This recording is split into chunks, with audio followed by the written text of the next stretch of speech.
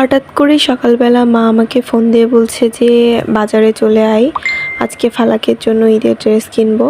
ফালাক হচ্ছে আমার ছেলে, তো আমার মা আজকে আমার ছেলের জন্য ঈদের শপিং করে দেবে।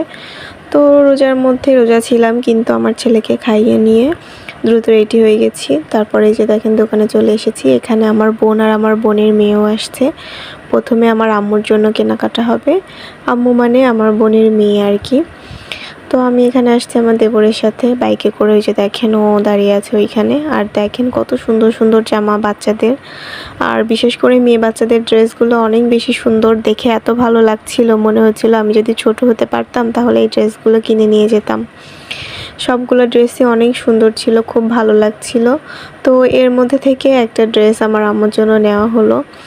আর এই দোকান থেকে শুধুমাত্র আমরা আমার বোনের মেয়ের জন্যই ড্রেস নিব, আর আমার ছেলের জন্য ড্রেস নিব অন্য দোকান থেকে। এই দোকানে ছেলে বাচ্চাদের কোনো ড্রেস ছিল না।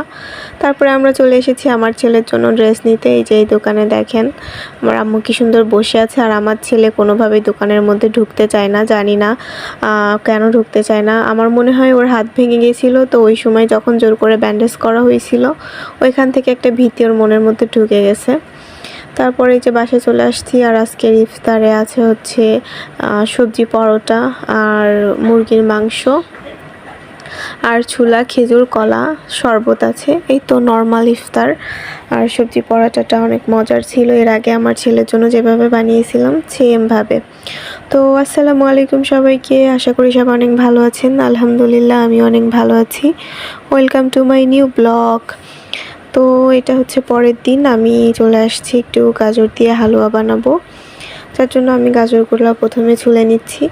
আর এটা কিন্তু দুপুরের দিকে, পরের দিন দুপুরে আর কি। সকালে আমার ছেলেকে আমি খাইয়ে দাইয়ে গোসল করিয়ে ঘুম পাড়িয়ে দিয়েছি। সকালে বলতে রোজার মধ্যে ওঠা একটু দেরি করেই হয়, 9:30টার দিকে উঠি আর কি।